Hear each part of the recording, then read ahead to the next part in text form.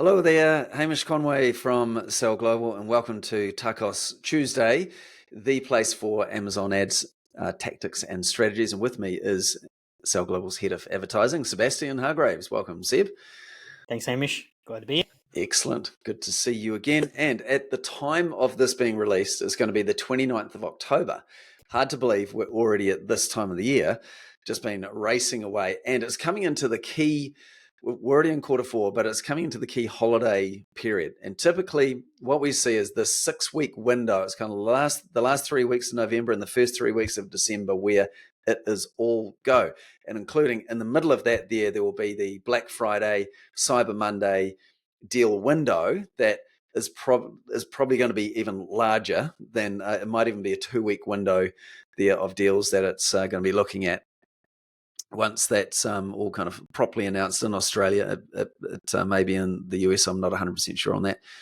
But anyway, so what we're going to do today is we're just going to look at how do we maximize this opportunity, and particularly in around from an Amazon ads point of view, like how we think about this and what we're doing for our clients to help them be successful. Well, some of the things we're helping them to do to be successful through this window.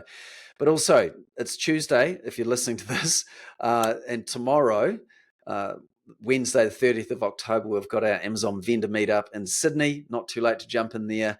But also more importantly, probably is the Amazon or Meet Amazon Ads event in Sydney on the 31st of this month in a couple of days' time at the Hyatt in Sydney, 9 a.m. to 1 p.m. or even 2 p.m. I think.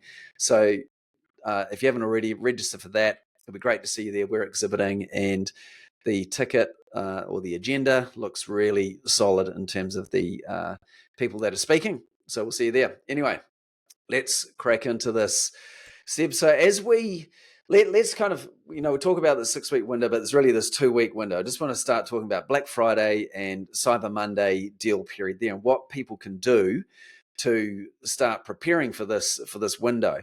So can you just maybe set the scene of how the psychology of buyers through this window, how that is, and how we've got to play to that? Over to you. Yeah. So yeah, there's I think when you're doing any advertising, it's always thinking what the consumer thinks like, or and you are the consumer in some cases, and thinking your way through how they purchase and how they make decisions.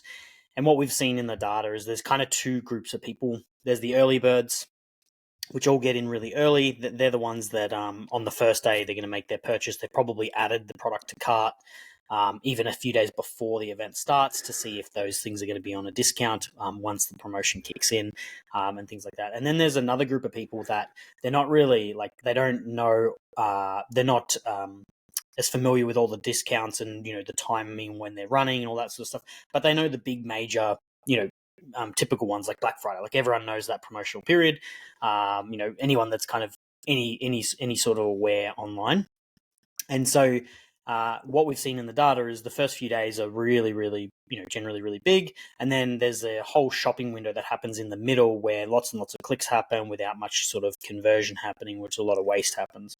And then at the back end, you get those people that are, I suppose, used to those typical promotional periods where they purchase again. So you kind of get two bumps, one on the entry and then one on the exit as the promotion period happens as well. Yeah.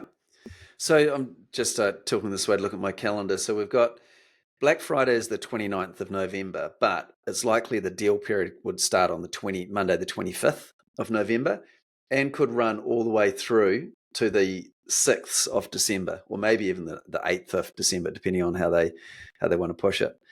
So you've got people at the beginning, the 25th, like bam, they're getting their deals. Then there'll be some people probably on the Black Friday, maybe even on the Cyber Monday, and then right up until just like 24 hours to go, that last day there, you're going to get a bit of a bump on that deadline coming up. Nothing like a deadline, right, to get things sold. Okay, so that's really the psychology, but it can not crickets in between, but certainly you got to be careful and around those windows, right? And whether this is like, even we think back to Prime in July, where that happened there, is very much beginning and end, but because it's a bit longer with those key kind of dates in between, it might be a little bit different. Hey, so and we didn't, we didn't actually talk about this before, but leading into, because we're looking at the 6 week period, and you're talking about people adding to cart. So leading into the deal period, what are you thinking about there from an ads point of view? Are you kind of pushing there to get people adding to cart, to have people there that you can retarget to? How are you thinking about it just leading into that deal period? Yeah, it depends how much of like this promotion is part of your overall strategy. Some Yeah. people use it as a bit of a slingshot into the December sales and whatnot, and you can definitely do that. So yeah, I mean, kind of talking to the point around the adding to cart. If you're really trying to go hard and you've really leveraged your catalog in the sense that like you've got most of your products on sale, or some kind of promotion and whatnot, it makes sense to then invest in the advertising piece coming into the into the Black Friday Cyber Monday event. Yeah. Obviously, because what you're trying to do there is get awareness. They might not purchase, so your advertising metrics will probably look bad, right? Because you're getting that awareness. They're looking at all the products. They remember your brand, or like I said, they save it, add it to cart, and then you see that that purchase that happens once it's sort of once the week begins. And so investing early is probably worth it if you are investing in the in the promotion period. If you don't have promotions on, or don't have products that don't have promotion, it doesn't make sense to do that, because all you'll be doing is paying for people to click on your ads, and they will be looking for those prime discounts as well. Yeah. And So, I know we may touch on this a little bit later, but so if people do have prime deals through this window, do people want to be pushing those? So, is that like you want to throw more traffic at it? Just a quick question. during the promotion, yeah, Yeah, during the absolutely, yeah. promotion. Yeah, Yep. I think, like I said to you before, kind of particularly on those first days, like the entry days and the exit days, I Yeah. think between it, you're better off saving your ad spend and Yeah. focusing it on those two ends. There's also a piece around, where you focus it from a placement point of view. So on Amazon, you can focus on top of search, product pages, or rest of search. And what we've noticed in some of the analysis we've done of previous events like this is that depending on how good your product is and like retail ready and stuff like that, top of search is always going to be where most of the volume is, but it's also where it's the costly, or cost the most. Your highest CPCs are there. So sometimes one of the strategies is, if your products are not quite, let's say you're not the leader in the space, and so it's going to cost you a lot to get that traffic. Advertising on your competitors' product pages is a real way of keeping your cost per click low and grabbing that traffic. They're already paying really high cost per clicks to bring that traffic in. So you just kind of leverage their traffic by being on their product page, and that way you don't have to pay those premium cost per clicks on each of those. That's good. That's good strategy there to really piggyback on their effort. I like that. All right, now I got us a little bit off track there, but what else should people expect through this period? So yeah, you'll expect a big surge in traffic, of course. Now you'll see the surge of traffic across the whole period. You won't just see it in that in the front and back end. Those are just the periods where people convert the most. But you'll still will see the surge of traffic through the middle stages of it. You can expect, like I said, to convert best on the first and last day. You'll expect to if you're not running promotions, so your products that are not running promotions, you'll expect those to do far worse during that period. Because like I said, they're really looking for that tag of, Black Friday, Cyber Monday. If it doesn't have that, even if you have a discount on it, they'll still think it's not, as low as it could be. So you really want that Black Friday and Cyber Monday tag on your product. Yeah. And look, for some people though, that's going to be too late, or it's they didn't get an invite to put in deals. So for those people, like, what is a good strategy there to make the most of this increase in traffic? Yeah, I mean, I think the best is don't blow your budget on your ad spend budget, that is, on the event, because after the event a lot of products are out of stock and things like that. So you're probably capitalizing more on the weeks afterwards than you are during the actual event. You can obviously still put coupons and things like that so that you are somewhat relevant, but you definitely are going to experience a lower conversion rate. So focusing maybe on the on the lead up to and or the probably more importantly, after the event. Yeah, interesting.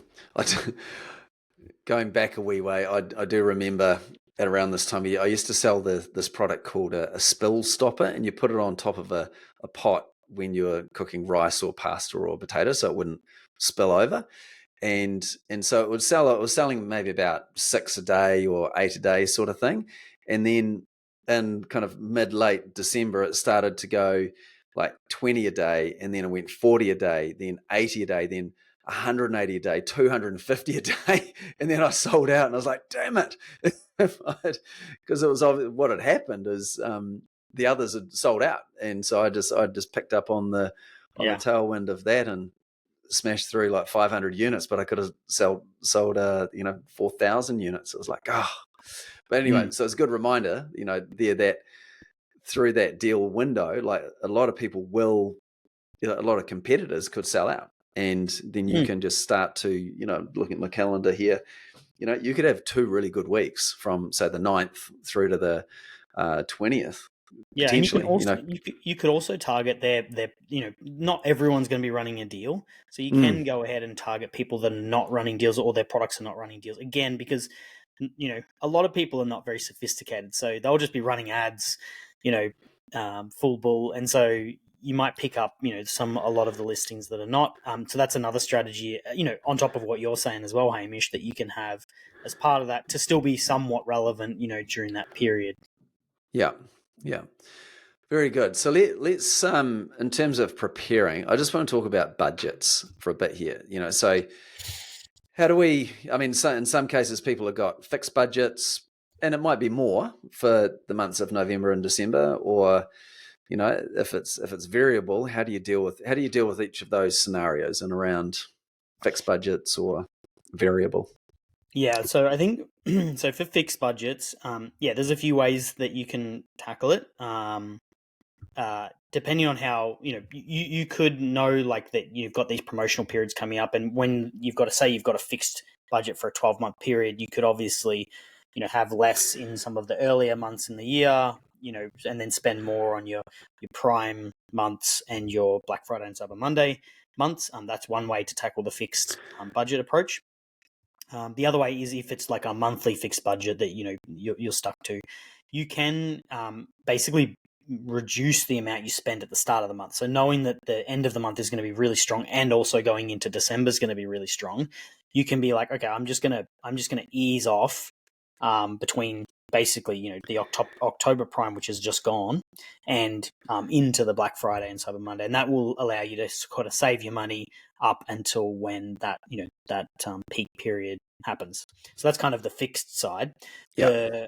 The other side is actually just also as a little FYI there, I was thinking about day parting is how you can manage that early in the month, and even through the month as well, can't you? Like potentially, or yeah, you could. Yeah, I mean, so whatever way you decide to reduce it, that can be reducing your bids. That could be using day parting to only bid on certain times of day, if it makes sense. Sometimes day parting, there's no benefit, as in like it's hard to decide on when the right times particularly are, during promo periods. Yeah, that's right. So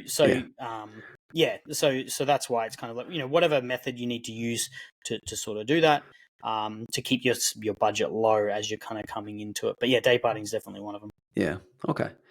And then if it's not fixed, how do you like to play it? Yeah, so if it's not fixed, which is our preferred way, it's based on performance. And this is because we get asked all the time, like, what should our budget be? And it's like, well, depending on what your objectives are, most people want to grow profitably, right? And so that's why we like to base budgets on performance, because, you can be like, okay, if we are getting sales within this range, whether it's a ROAS or an ACOS or a TACOS range, those are profitable sales for us. So as long as we stay for each of those products or product groups within that range, we can continue to spend and get more sales in the door. Yeah. Okay. So how do people literally go about choosing a budget? Yeah, so mostly it's about using your historical data. So historical data is going to be the best way to help you understand your product niche, because every product niche and products are different. So looking at your historical data and like kind of seeing what's happened in the past is going to be the best way that you can help forecast what's happened in the future. Yeah, So have a look, see what there is there. Obviously, you're going to expect it to increase because there's just a natural increase that happens. So you can't use those numbers as the what it's going to exact. end up, but Yeah, that's the yeah, base, right? That yeah. you can use from Mm. there, and you can then build depending on what your catalog looks like now. Yeah. And just useful to look back on November and December anyway. If you've been selling on the platform and advertising through that period, then that's going to be quite insightful just to see what your metrics were back then. How much did you spend? What sales did you make? What SKUs did you have then? Are there any that you discontinued since then, or have you added others? For example, so there's a few things to take into account. Yeah, Um, also and your price discounts. So if you have really yeah, if you have heavy discounts this time versus last time, you're going to sell a lot more. So you're yeah, going to need more budget to do that. yeah, I like it. Okay. And then, so in terms of other how to prepare activities, what else do we need to take into account? Yeah, so you want to make sure your products are like, as retail ready as possible. And what we mean by retail ready is, your images are as optimized as they can be. You've got plenty of inventory, so you're not running out of, running out of stock. Obviously, that's going to, there's no point throwing advertising behind something to get traction and then running out halfway through. Yeah, yeah, You want to make sure that you're putting that you're only going to be advertising the products that have good reviews. You don't want to have sort of poor reviews in that. You want to have a bit of a plan for some contingency plans based on if things go wrong. What are you going to do and whatnot. As I mentioned before, you probably want to work out ahead of time with these new deal prices, like what are your new advertising objectives, right? So that you know like what you're willing to spend on each product. Because obviously you might know what your margins are, but then obviously when you've added in this deal discount, it's going to be your margin is going to be lower because you're getting obviously less. So you just want to know what you can afford to spend on each of those products from an yeah. advertising point of view. Hmm. What else is there? Well, I mean, like there's also the question of through this period, like how closely are you looking at the data, like, and how often are you changing bids, etc. Like, what changes through this period? Yeah, so normally like I said, you'll look at the historical data to kind of decide at least ahead of time some kind of idea on where you want to put your bids and your budgets. But budgets in particular, you have to be looking at them often, particularly like on those first days when you're Yeah. not sure yet what your budget needs to be. You might find you wake up and you're out of budget on a whole bunch of stuff. Like that's how quick it can start moving. Yeah. So that happens quite a bit. So then after that, you might even be checking every hour to check to make sure that the budgets are in constantly running. Unfortunately, that period of time, it's just hard work. You got to stay Yeah. on top of it Yeah. to make Yeah. sure you're doing. Including Saturday and Sunday, pretty much. And Yeah. around. Yeah, so I guess part of the preparation is making sure that there's people there to help, or either you blocking out your time, or someone is on top of it. Because otherwise, yeah, you'll be running out of budget, or the listing, one of your key products listing is down, because that's all the other random things that happen as well, isn't it? It's just Amazon can throw some curveballs at you. So you've just got to be aware of that and just do the daily sweep of all of the listings active. Is there any concerns there? What about from seller feedback or product reviews, and just being right on top of all of that? If you're a third-party seller, customer service, and just really making sure that you're not dropping the ball on anything there, getting back promptly. All of those good hygiene factors there are more are so critical through this window. Yeah, Good. absolutely. Yeah, yeah. Okay. Well, look, I think anything else there that are there in terms of what metrics do we need to keep an eye on? I mean, we've talked about that in the past, but what would you be keeping an eye out for, or not? Maybe in a couple of ways.